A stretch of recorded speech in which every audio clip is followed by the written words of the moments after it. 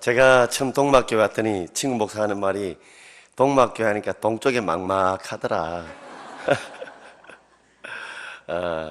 지금 동인아파트라고 하는 대구에서 제일 오래된 아파트에 한 달 관리비가 4,500원, 4,700원 한 그 아파트 바로 옆에 있는 교회입니다. 지금은 이제 그 종탑을 하나 세웠는데 아주 정말 교회를 보면 너무 상반된 그런 가운데 있지만 그래도 지역을 품고 함께 지금 사역하는 중에 있습니다. 제가 이국진 목사님 보면 진짜 마음씨 좋은 아저씨 같이 안 보입니까? 저는 여러분들 뭐 일부러 하는 말이 아니라 딱 보면 굉장히 마음씨 좋은 그런 목사님처럼 마음에 참 들었고, 또 말씀하시는 것도 굉장히 부드럽게 잘 말씀하셔서 미국 오실 때 저희들이 먼저 한번 청했던 적이 있었습니다. 그래서 오늘 이렇게 불러주셔서 제가 22년 만에 처음 왔습니다. 예. 한 번도 남북교회에서 부른 적이 없어요. 제가 신은진 목사님 이수교회를 지금 굉장히 많이 도우는데 신은진 목사님 우리 교회에 불렀지만 신은진 목사님은 부르지 않으셨고, 그 앞에 두 분 중에 앞에 한 분도 불렀지만 그분도 저를 안 부르셨어요. 세 번째 3세판에 이국신 목사님 저를 불러주셔서 섭외하기 어려운 게 아니라 정말 섭외 당하고 싶은데 섭외를 해주지 않으셨어요. 자, 오늘 우리가 전도주일 마치고 두 주간 특세를 하면서 제가 목이 상당히 많이 갔는데 오늘 좀 주일날 풀렸어요. 그래서 오늘 역전 인생에 대해서 말씀을 드리고자 하는데, 저에게도 24살, 27살 아들이 있습니다. 저는 이런 시내배 가면 좀 좋은 처자들이 있나 늘 그거 보는 게 요새 아주 주목 중에 하나입니다. 그래서 저는 제 아들도 생각하면서 제 아들 속에서 참 역전 인생을 꿈꾸었으면 좋겠다 싶고, 저도 중학교 1학년 때 아버지가 간암으로 돌아가시고 대학 1학년 들어가자마자 어머니가 폐암으로 돌아가셔서 거의 고아 가다시피 살아왔습니다. 고3 말에 가정교사 하다가 할머니가 저를 전도했어서 제가 예수를 믿게 되었고, 자살할 그 위기 속에서 할머니를 통해서 예수 믿고 제가 대학을 다시 공부를 하게 되고 또 직장생활을 하다가 목사하게 되었습니다. 저는 부산대학교 기계 설계학과 공대 설계학과 나왔는데 아무도 예수 믿지 않는 집에서 그 할머니가 저에게 예수 그리스도를 전해주었고, 그때는 교회 가는 게 너무 귀찮았고, 우리 대대 불교 집안이니까 한 집안에 종교가 둘이면 집구석 망한다는 소리를 너무 많이 들었기 때문에, 그렇지만 부모님 다 돌아가시고 삶의 방황길에 있다가 할머니를 통해서 예수를 전도받고 거의 고아 가다시피 집에 너무 가난해서 제가 삼남 삼녀 막내인데 정말 하루에 3끼 먹어본 적이 없을 정도로 힘들었지만 하나님께서 저를 대학을 무사히 졸업시키시고, 또 보통 분들이 그렇게 말하죠. 그 송군 믿음 좋은데 그때 근사님들 장로들 그렇게 이야기하시도 믿음만 좋아가 안 되겠다라는 거 결혼할 때 알았습니다. 예. 믿음만 좋으니까 부모님 다 돌아가시고 아버지 빚만 남겨주고 돌아가셨는데, 나중에는 보니까 가정도 보고 재산도 보는데 저는 믿음만 있었거든요. 그때 제 아내가 제 가능성 하나 보고 정말 집안의 반대를 무릅쓰고 결혼해 주어서 지금도 마누라를 하늘처럼 떠받들고 살아갑니다. 종종 우리 아이들이 그래 말합니다.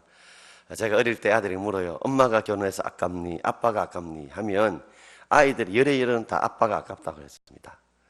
제가 보면 좀 고생 안 한 그런 아들 같이 안 보입니까? 예? 그런데 제 아내가 훌쩍 뜁니다. 네가 아빠가 대학 졸업할 때 신학생 때 돈 없어가지고 옷 사입히고 공부시켜가지고 그 무틱틱한 그런 사람 인간 만들어 놓았는데 네가 그걸 모른다고.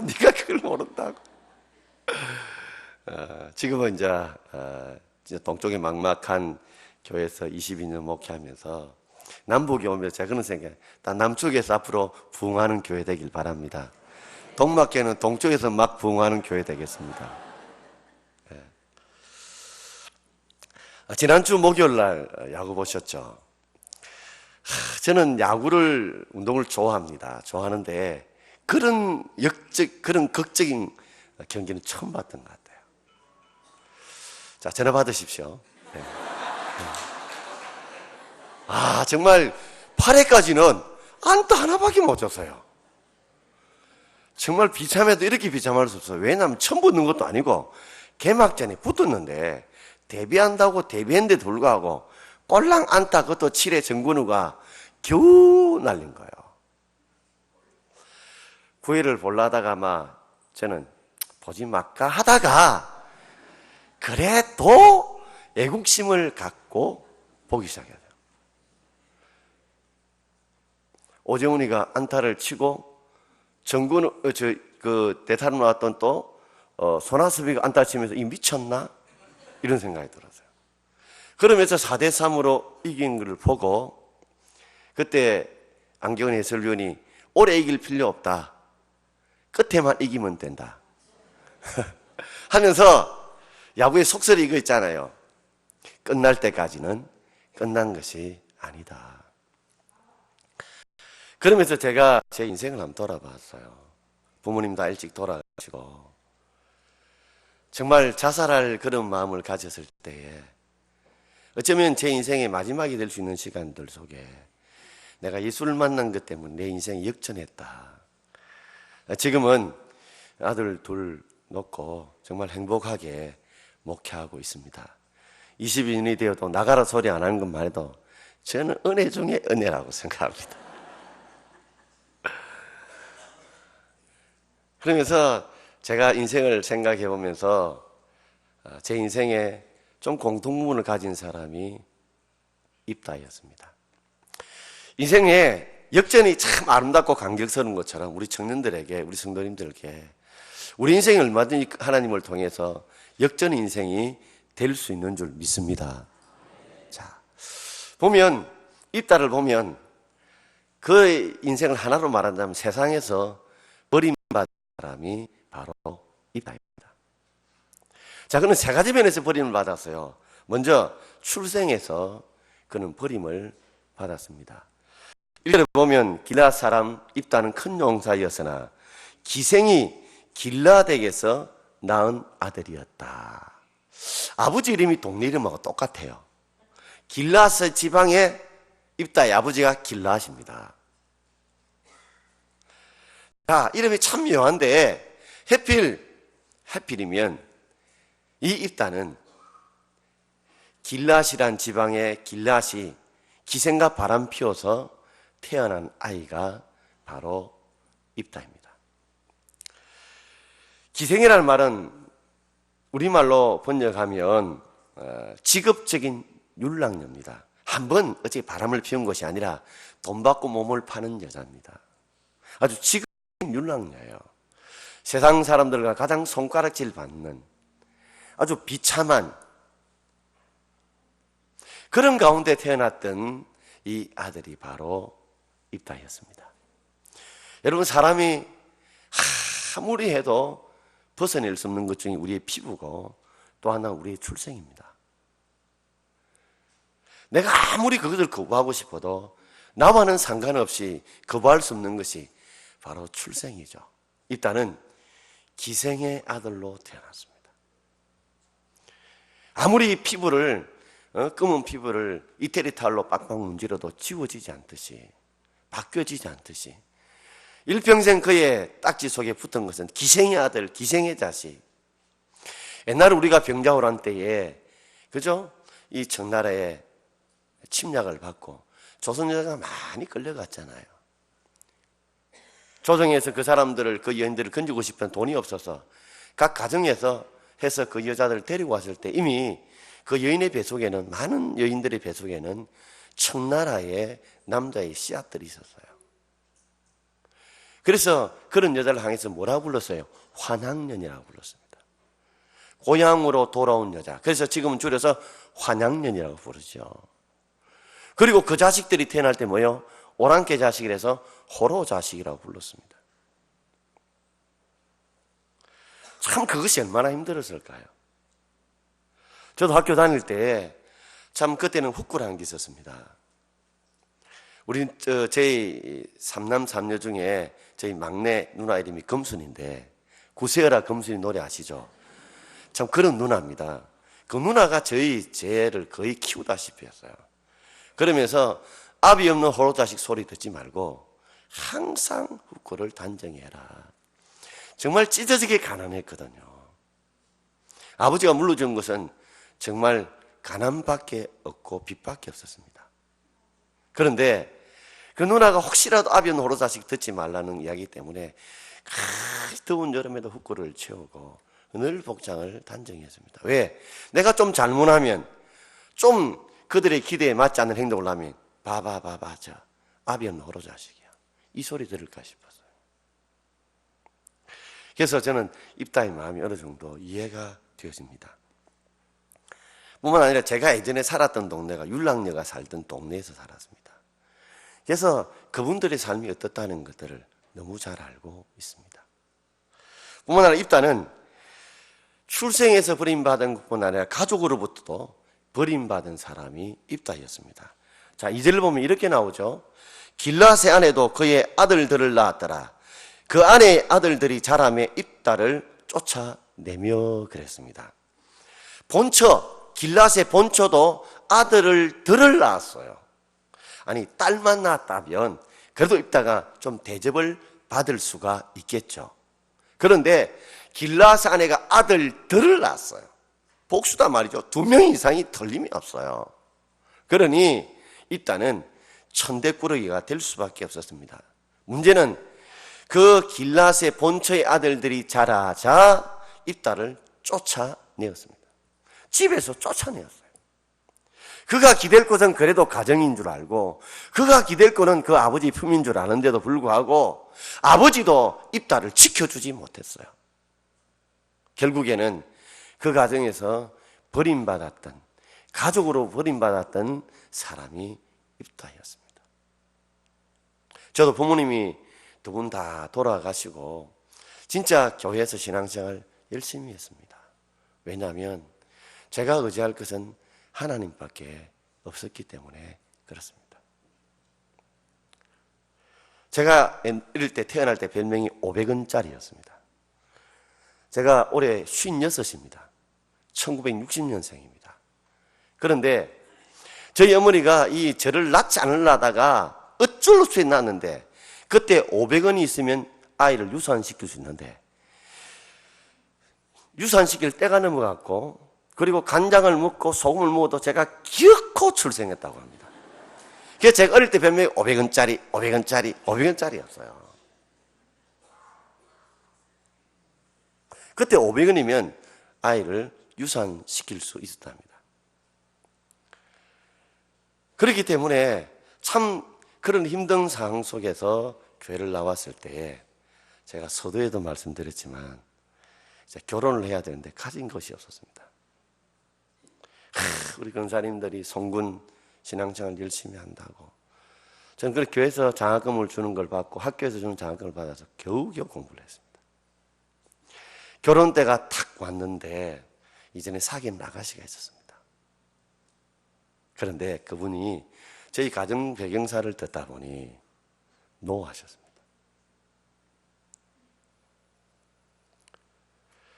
그때 제가 받은 상자가 참 컸습니다. 믿음도 좋아야지 믿음만 좋아가 안 되는구나. 제가 지금 이제 2 아이들이 24, 27 되니까 그 마음을 좀 이해할 것 같아요. 개천에 용나기가 얼마나 힘들어요. 그 사람이 어쩐지 어떻게 알아요. 그리고 좀 저희 집이 콩가루 집안이라서 정말 내세울 것이 없는 집안이었습니다. 그런데 참 제 아내가 저와 결혼해주고, 제가 얼마나 가난했던지 교회에서 결혼할 때 교회에서 비빔밥을 해 주었습니다. 교회에서 음식을 준비해서, 그래서 제가 결혼식을 하게 되었어요. 참 지금도 교회 고마움을 잊지 못합니다. 그런데 제가 88년 8월 15일 날 결혼했는데 총각기념 해방주일에 결혼했어요. 근데 그때 그 다음 주일이 장로님 아들 결혼할 때 그때는 에어컨 틀어주면서 8월 10월 에어컨 안 틀어주더라고.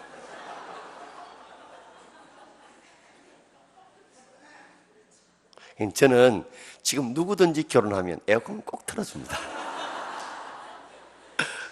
그래도 늘 고마운 것은 그래도 목사님이 미국에서 와셔가지고 참 추례를 제가 했는데 가난한 신학생이라고 교회에서 비빔밥 해준 걸 지금도 잊지를 못합니다.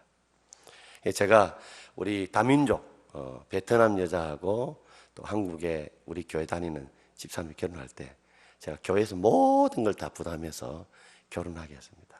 왜냐하면 제 옛날 때가 생각이 났기 때문에 그래요. 자, 어쨌든 가족으로도 버림받았습니다.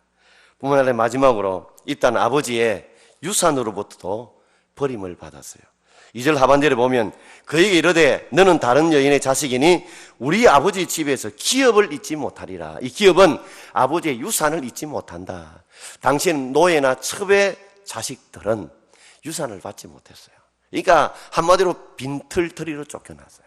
자, 출생 자체가 기생의 아들로서 손가락질 받고 그리고 가족들로부터 그래도 마지막 보냈던 아버지로부터라도 보호를 받지 못하고 쫓겨날 때 그저 아무것도 없이 빈털터리로 쫓겨났던 그 입다 속에서 얼마나 끓어오는 분노가 있었겠어요. 사람들이 자살할 때 가장 큰 원인이 바로 버림받았을 때라고 합니다. 노인분들이 종종 양로원에 있다가 또는 요양병원에 있다가 자살하는 보면 자식들이 찾아오니까 오지 않으니까 나는 버림받았구나 하는 것 때문에 극단적인 선택을 한다고 합니다. 종종 우리가 젊은 사람들이 뜻하지 않는 이런 극단적인 선택하는 걸 보면 제가 이전에 자살하려고 하는 마음이 있었기 때문에 저 사람 저렇게 자살하면 인생의 기회가 있는데 저렇게 자살하면 구원 못 받아 이런 그렇게 생각하기보다는 얼마나 답답하면 얼마나 힘들면 그럴까 한번 생각해 주십시오. 그만큼 버림받는다는 게 참 힘들고 어려운 상황들입니다. 저는 학교 다닐 때 뭐 전과라든지 어떤 학원이라든지 이런 걸 다녀보지 못했어요. 사보지도 못했고. 그래서 참 나는 어떤 울타리 없는 삶들 속에 살아갔다는 그런 버림받음 속에 상처가 참 많았습니다. 근데 제가 예수를 믿고 난 뒤에 하나님이 저를 머리부터 발끝까지 어떤 분은 예수 믿고 성격 안 바뀐다니 천만에요. 바뀝니다, 여러분. 한 번은 제가 중학교 3학년 때 친구하고 이래 다투는데 친구가 하기를 아비는 호로자식이 이라는 제가 책상을 집어 던진 적이 있습니다. 정말 그 말이 얼마나 듣기 싫었는데 지금도 또 잊지 않는 것은 너무 가난하다 보니 학교를 주로 걸어서 먼 거리를 걸어 다니는데 중3 때였어요. 그 교회 밑에 부산 대연중학교로 내려오면 그게 호떡 파는 이 구르마 리어카에 호떡을 팔았는데 제가 그날 정말 인간의 자존심 다 내려놓고 한두하고 유신이 이름도 아직 안 잊어버립니다. 제가 김한두, 김유신 이 인간들 제가 정말 잘 내려고 야 유신아 만두야 호떡 저거 좀 반개 얻어물 수 없나? 니도 잠그라! 가버리더라. 진짜 막 뒤에서 깔치 뜨고 싶더만은. 그러니까 그것이 참 우리가 삶에서 물질에서 여러 면에 버림받는다는 게 얼마나 큰 고통이라는 것을 저는 입다를 통해서도 알고 제 삶을 통해서 알게 되었습니다. 그런데 입다는 세상에서는 버림받지만 그 하나님을 통해서 위기를 기회로 만드는 사람이 바로 입다였습니다. 여러분 사람들이 나는 다 가진 게 없어 그렇지만 하나님 우리에게 남들과 다른 뭔가 하나는 선물로 은사로 주신 것이 있습니다. 1절에 보면 입다에게는 길앗 사람 입다는 큰 용사였다 그랬습니다. 그에게는 힘을 주신 거예요. 힘을 주셨어요. 근데 우리가 그 힘을 자칫 잘못하면 잘못 쓸 때가 많잖아요. 근데 입다는 그 힘을 잘못 쓰지 않았어요. 자, 우리 오늘 3절을 함께 읽어볼까요? 3절입니다. 이에 입다가 그 형제들을 피하여 돕 땅에 거주하며 잡류가 그에게로 모여와서 그와 함께 출입하였더라. 잡류들이 모여왔어요. 끼리끼리 모인다는 말씀 있죠. 끼리끼리 모인다고. 입다가 잡류다 보니까 잡류 인생들이 몰려왔어요. 자, 이 말은 불량배들이라는 말이거든요. 한번 생각해 봐요. 입다가 잡류니까 잡류끼리 왔어요. 세상에서 버림받은 사람들, 상처받은 사람 모였단 말이에요. 그런데 입다에겐 하나님의 신앙이 있었어요. 여러분, 다윗이 사울에게 쫓겨났을 때 사무엘상 22장에 보면 그때 어떤 사람은 환난당한 자, 빚진 자, 원통한 자 이런 자들이 모였다고 끼리끼리 모였어요. 그런데 그 속에는 원망 불평들이 가득 찼지만 이 신앙 있는 다윗이 그들을 아름다운 하나님의 군대로 바뀌지 않았습니까? 그처럼 입다가 그 잡류들이 모인 세상에 원망과 불평이 가득한 그들로 하여금 그들을 신앙으로 바로 키웠다는 걸 알 수 있는 것은 나중에 그들이 길앗에 암몬의 공격을 당할 때 부대를 세울 때 결국에는 그들이 한 부대를 이뤄서 승리하게 될 때에 그들이 그때 원망 불평만 하고 아무런 준비를 안 했다면 그저 세상 원망 불평은 넘을 씻기만 씻고 쫓기만 쫓았다면 아무 인생의 변화는 일어나지 않았을 거예요.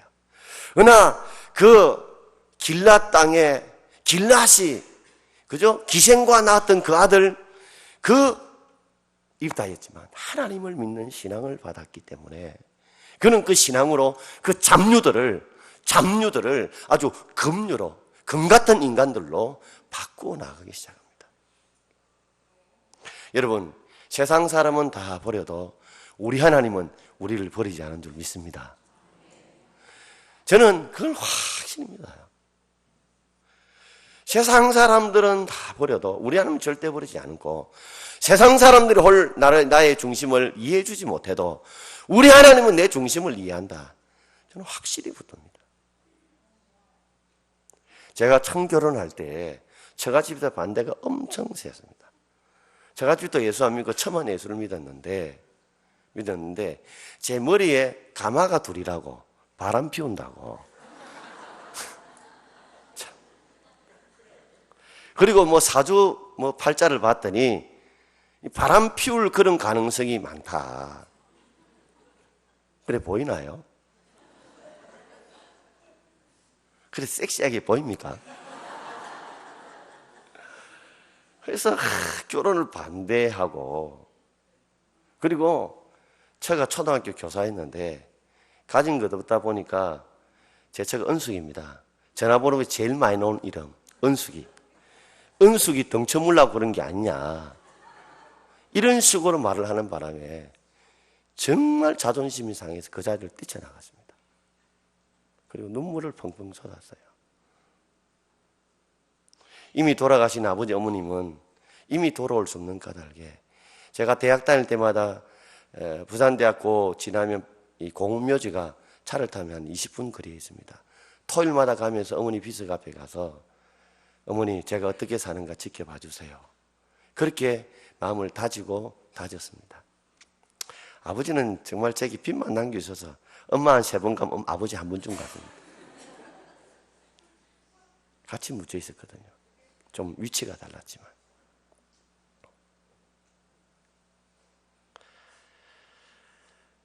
그런 가운데도 참 하나님이 내 마음을 알 거다. 내 중심을 알 거다. 사람은 외모를 보거니와 주님은 뭘 본다고요? 배꼽이 아니라 중심을 보세요. 중심을. 그리고 그때가 내 신학대학원 2학년 때인데 다시 용인에 올라가서 엄청 울었습니다. 엄청 울었어요. 그리고 한 주간이 지났어요. 지금 휴대폰이 있으면 연락하지만 용인의 신대원에는 제가 다닐 때만 해도 전화가 연락이 잘 안 돼요. 토요일 날 되어서 다른 사람은 다 집이 있다고 갔지만 저는 집이 없어서 도서관에서 이제 바로 일주일 동안 가정학습하고 시험 치거든요. 갈 집이 없어서 그저 신대원 기숙사에 머물렀습니다. 도서관에 저 혼자밖에 없는데 난 12시 지금도 있지 않아요. 햇빛이 쨍쨍 비었는데 도서관에 내 혼자밖에 없는데 오줌 누러 간다고 나오는데 노란 원핏을 입은 아가씨가 오는 거예요. 은숙이가 온 거야. 그때 반영을 초등학교 선생님을 했는데 양쪽에 이 통닭 2마리와 그리고 이 콜라 한 페트를 가지고 온 거예요. 지금도 저는 그 장면을 잊지 못합니다. 아내가 옷 버리면 절대 버리지 못하게 합니다. 그것이 인연이 되어서 그렇게 결혼하게 되었습니다. 참 하나님께서 그 세상 가운데 힘들고 그렇지만 그래도 아내의 마음을 움직여서 하나님께서 이렇게 내 중심을 알아주시는 거구나. 지금도 이 처갓집에 가거나 처갓집 작은아버지 등등 이래 모이면 지금은 그런 말 못 하십니다. 바람도 안 피우고요. 가정에 충실하고요. 우리 애들도 괜찮게 잘 컸습니다. 여러분, 인생이 잡류라 할지라도 삶은 잡류로 살면 안 돼요. 그리고 인생에 하나님을 통해서 역전을 꿈꿀 수 있는 청년들 되길 바랍니다. 하나님은 그런 역전을 주실 수 있는 분이기 때문에 그래요. 제가 밖에 가면 굉장히 부잣집 아들처럼 보인대요. 좀 그래 보입니까?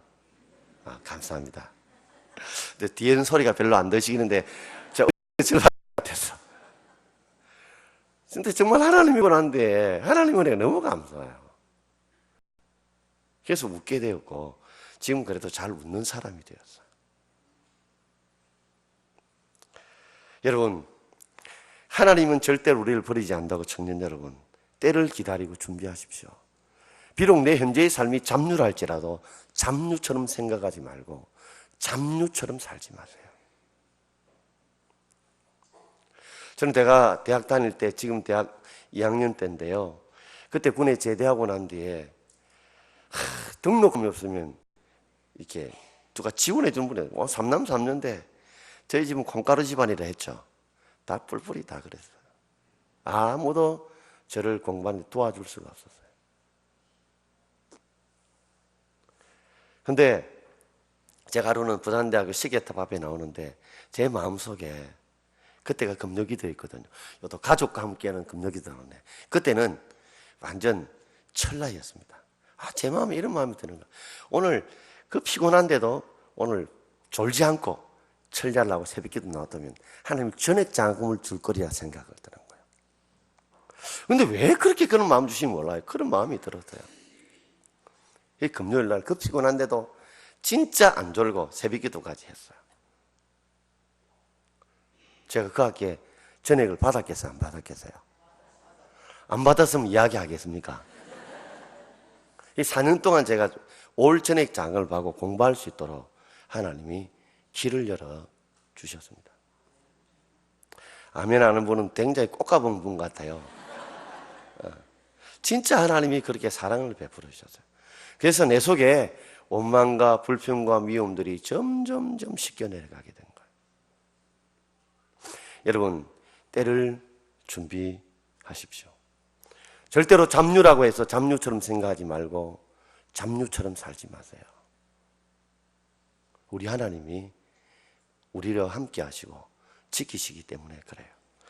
미국 유명한 강철원 카네기가 젊은 시절, 세즈맨 시절 때에 그가 세일즈를 하면서 한 할아버지 집에 갔는데 그 집에 한 그림이 그렇게 갖고 싶었어요. 그 그림은 그저 이 바닷가 위에 덩그런 나룻배 하나 있고 그게 낡아 빠진 노 2개밖에 없는 그런 그림이었습니다. 근데 그 밑에 글자가 정말 그를 감동시킨 거예요. 반드시 밀물 때가 온다.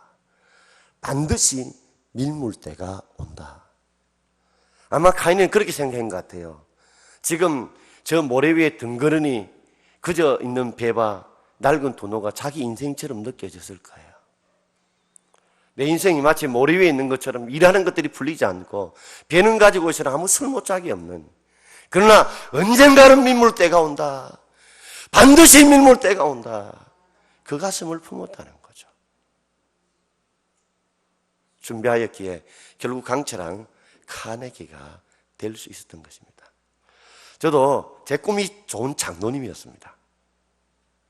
저는 좋은 장로님이 되고 싶었어요. 근데 하나님이 저게 이 간을 좋지 못하게 만드셔서 직장생활 2년 하다가 하나님이 신학의 길로 진짜 저를 원치 않는 신학의 길로 인도해 주셨습니다. 40일 동안 밤마다 기도하면서 하나님 응답을 확실히 받고 한 번도 지금까지 후회한 적이 없습니다. 근데 하나님이 참 헛되지 않은 것은 제 후배 목사 하나님이 한번 제가 상담을 하러 왔는데 자기는 부잣집 아들로 지금도 넉넉한 집 아들이니까 어느 집사님 한 분이 말씀을 하는데 굉장히 상처가 되더라는 거예요. 그럼 뭐가 상처가 되느냐 물었더니 목사님이 우리의 어려움을 알까요? 목사님 우리 고통을 압니까? 잘 살던 목사님, 지금도 잘 살는 목사님이 우리의 고통을 알아요? 하고 가더라는 거예요. 그게 그렇게 상처가 되더라요. 그런데 저는 그 말을 들으니까 왜 그래 통쾌해요? 왜 그래 기뻐요? 돌아보니 우리 아버지가 어머니가 제게 주신 큰 유산이 뭐냐? 가난이었어, 가난. 그리고 질병이었어요. 왜 그러냐면 제가 목회를 하면서 참 가난하게 자라왔다는 것이 우리 정말 가난한 동네에 목회하면서 이게 얼마나 요긴한지 몰라요. 병이 안 걸린 분이 기도하면 낫습니다. 별로 가슴에 감동 안 와요. 근데 가난하게 살고 그래서 병으로 여러 가지 고생을 하다 보니 성도들을 나의 감정으로 체험으로 이해할 수 있고 또 그들을 위로하는데 큰 힘이 되는 거예요. 그것이 제가 지금 22년을 버튼 큰 힘이 되었어요. 돌아보니 그때는 가난 때문에 원망불평했는데 가난 덕분에 질병 덕분에 하나님이 이렇게 만들어 가구나. 그래서 제가 가슴에 콕 새기며 좋아하는 말씀 구절이 있어요. 하나님이 지으신 모든 것은 선하다. 디모데서 4장 4절. 하나님이 지으신 모든 우리 인생도 마찬가지. 지어가온 우리 인생도 하나님은 우리를 합력의 선을 이루어 간 줄 믿습니다. 선하게 지어갔어요. 그러므로 뭐로 받으면? 감사함으로 받으면 버릴 것이 없는 줄 믿습니다. 자, 여러분 그렇게 인생을 준비하십시오. 언젠가는 기회가 올 때가 옵니다, 여러분. 저도 예술을 안 믿고 저도 예술을 안 믿어서 정말 둘 다 세상 말로 빽이 없었어요. 부목사가 딱 이제 안수를 받고 난 뒤에 저는 신대원 2학년 때 그때 처음으로 교육전사 생활하고 부산의 온천제일교에서 5년 6개월 동안 부목사 1년 반 만에 제가 담임이 되었습니다. 35에 담임이 됐는데 그 과정 속에서 부목사가 막 되자 빽이 없으니 그 당시에는 이게 뭐 수의계에 가듯이 미래에 갔거든요. 나는 아무것도 없었어요. 부목사 때 이제 얼마 안 되니까 설교도 잘할 줄 몰랐고. 근데 마침 동막교회에서 신문에 광고가 나죠. 공채가 난 거예요. 근데 제가 그때 유학을 꿈꾸고 있었거든요. 왜요? 그래도 아무 빽줄 없으니 유학이라도 가서 스펙이라도 쌓아야 되겠다. 그래서 제안해보고 내가 미국 갈 테니 2년만 갔다 올게. 예. 그래서 THM만 따가올게. 내가 MDB가 있으니 당신 여기서 애 둘이 좀 키워라. 저희 마누라가 죽어도 학교를 그만두고 간대요. 그럼 알다시피 저희 집에는 빚밖에 없었는데 네가 하면 우리 어째 사노? 그러니 당신은 여기 있어라 애하고 나는 어쨌든 미국 교회 가가지고 내가 그게 뭐 사찰을 하든지 무슨 수를 하든지 내가 먹고 살 테니. 그랬더니 아니 안 된대요. 내가 바람 피울 것 같나? 그래가 맨날 싫어다가 아내가 오케이 했는데 오케이 한 이유가 기독신문에 동막교회 광채를 보고 여기 한번 내보고 안 되면 미국 유학을 가도록 내무부 장관이 허락하겠노라. 그래서 제가 한 번도 뭐 부목사 1년 반 돼가지고 어디 설교를 해본 적도 별로 없고 헌신회 가본 적 없는데 당연히 안 되죠. 근데 사람 마음이 요상합니다. 그래도 안 된다 해놓고 낼 때는 됐으면 싶은 마음이 들어요. 서류를 내놓고 만 35세 제가 만 34세였어요. 한 살 나이도 안 돼요. 당이 그때 당회장 추천서가 있으면 저는 진짜 못 갔어요. 그런 것도 없었어요. 참 은혜였어요. 단지 뭐 이력서, 주민등록 동본 요새는 담임 목사 뽑으면 서류가 얼마나 많은지 몰라요.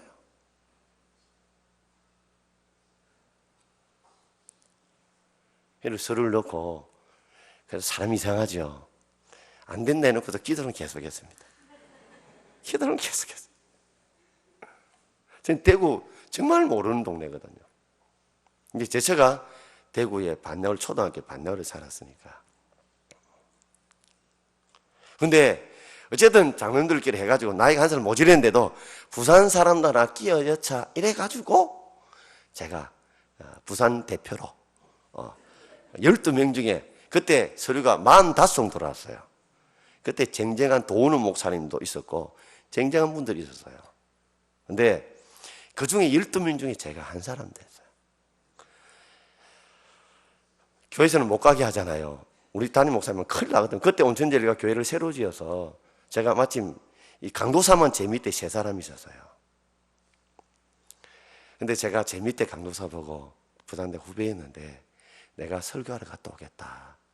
그럴 테니 네가 그 시간만 좀 어떻게 좀 감춰달라. 이 버스를 타고 오면 2시간 걸립니다. 근데 구포역에서 열차를 타면 1시간 하면 갑니다. 머리 안 구겨질라고 헬멧도 쓰지 않고 저희 잔용 자가용 CT100을 끌고 구포 만덕 터널을 뚫어가지고 구포역에 차 세워놓고 거기 사장실에 세수하고 그래가 여기에서 내려가 택시 타고 동막교에 설교하러 갔습니다. 갔더니 내가 정말 잘하는 설교가 있었는데 목사님이 그날따라 그 전에 한 3주 전에 뭐냐면 주일학교 헌신예배니까 거기에 맞춰 설교해달라는 거예요.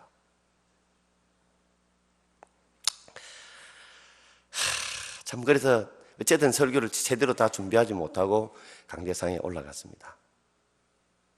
제가 무슨 설교를 했는지도 잘 모릅니다. 나는 무익한 종이라 제목만 기억합니다. 왜냐하면 설교를 하는데 절반 벌써 자빠져 자고 있어요. 왜냐하면 이 더운 여름에 에어컨이 없는 데다가 더우니까 뭐 밥 먹고 배부르니까 벌써 뭐 설교할 맛이 안 나는 거예요. 그런데다가 이미 저는 별로 이 숫자 안에 안 뽑힌가 봐요. 그래서 제가 이제 설교를 마치고 나왔어요. 아무도 환영을 안 해주네. 전 지금도 강사고 오면 차가 있느냐 물어봅니다. 왜? 그간 받았던 서름 때문에. 예. 그러니까 원로 목사님만 인사하고 저는 그 쓸쓸하게 제2신청교를 걸어가며 눈물을 뚝뚝 흘렸습니다. 침을 뱉으며 다시 안 온다 내가.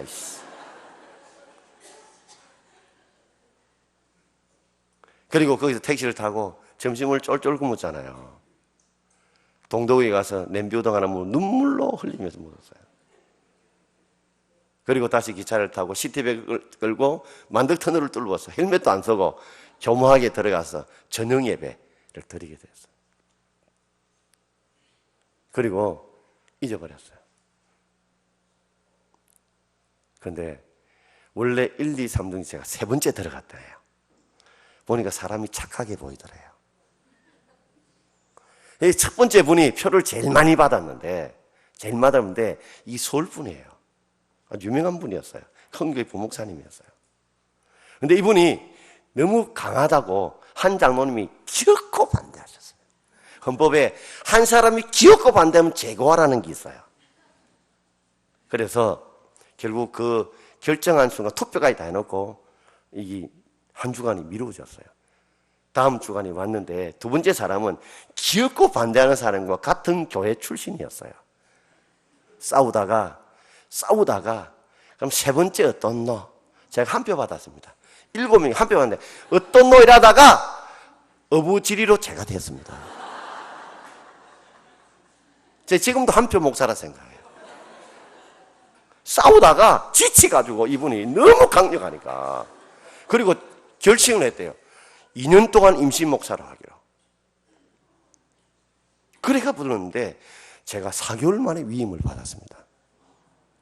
왜냐하면 제가 와서 꿈을 이루는 교회라 그때는 꿈이 있는 교회라는 지금 22년 전에 모토를 깔고 했는데 막 성도들이 헌금을 해주기 시작했어요. 교육관을 지어야 된다고. 그러다 보니까 소문이 어땠었냐면 물건복을 가진 목사다 이런 소문이 들으면서 여자 집사님 권사님의 몰표가 나오게 된 거예요. 그냥 4개월 만에 임지식을 하게 되었어요. 그런데 그 반대하는 분 때문에 제가 12년 동안 지옥 목회를 했습니다. 사사건건 힘들게 만들어. 그런데 하나님께서 저를 준비시키고 기도하게 만들어셔서, 이전에는 제가 별로 기도하는 사람도 아니었는데 그 덕분에 기도 참 많이 하게 됐어요. 저는 권태기를 몰랐습니다. 12년 동안. 권태기가 좀 편해야 권태기도 오지. 당에만 하면 금식하고 기도하는데, 그럼 어떤 분이 왜 그러면 안 나갔느냐? 갈 데가 없는데.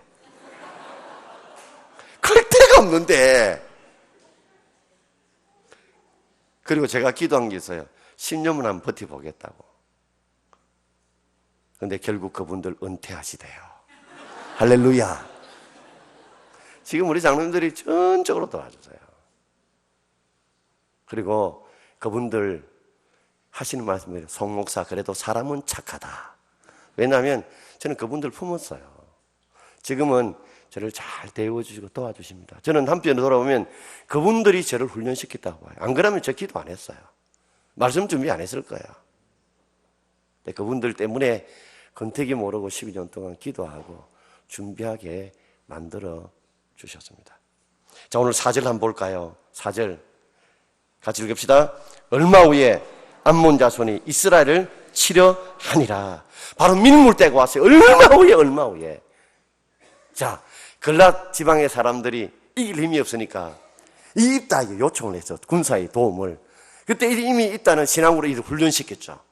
결국 입다가 그 부대를 이끌고 가서 암몬 자손을 적퇴하고, 그리고 길앗의 머리가 되는 거예요. 머리가 되는 거예요. 이스라엘의 사사가 되는 거예요. 잡류였던 그 인생이 하나님께 그를 그만큼 높이 서셨다는 거죠. 여러분, 세상 사람이 그래도 하나님이 꼽아 서시면 될 줄 믿습니다, 여러분. 세상 사람이 아무래도 하나님이 꼽으면 됩니다. 그 중에 하나 제 마누라고 생각해요. 그렇게 반대해도 마누라가 막 그저기 이 남자와 결혼해야 되겠다고 하니까 저는 세상의 구세주가 예수님 전에 우리 마누라고 생각해요. 정말 내가 뭘 보고 그렇게 생각했느냐 하니까 당신의 가능성이 보이더라는 거죠. 지금도 그 이야기에 대한 눈물이 질끈납니다.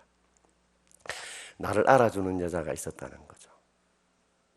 그래서 오늘 청년 여러분, 제가 제 살아왔던 삶들도 함께 이야기하며 성도 여러분, 입다가 보면 출생에서 또 가족으로부터 모든 재산의 버림을 받았지만, 그러나 그 하나님 붙들고 잡류 인생처럼 잡류처럼 생각하지 않고 잡류처럼 살지 않고 때를 기다리며 준비했을 때 반드시 민물 때가 얼마 후에 오더라. 그때가 오니 하나님께서 그 밑바닥 인생을 길랏의 머리 이스라엘 사사로 세운 것처럼 준비하는 사람에게는 그때가 반드시 오게 될 줄 믿습니다. 하나님 때는 막차 타고 오십니다. 막차 타고 오세요. 절대 포기하지 마시고 합력하여 서는 줄 믿고, 저는 늘 마음에 저는 필다 같은 사람이 되고 싶다. 아무리 더러운 물이 들어와도 필다에서 정한 마실 물이 되는 것처럼, 그죠? 감사함으로 받고 사십시오. 남육에 들어오면 버릴 것이, 이렇게 감사하구나. 우리 아버지가 물려준 유산, 제일 큰 무산이 가난이에요, 가난. 저는 지금도 감사하고 살아가요.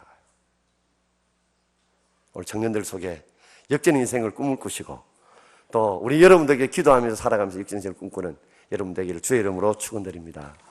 우리 같이 한번 기도 한번 할까요? 자, 오늘 내게 주시는 말씀 생각하면서 우리 주의 한번 부르고 한 3분 주만 내게 주신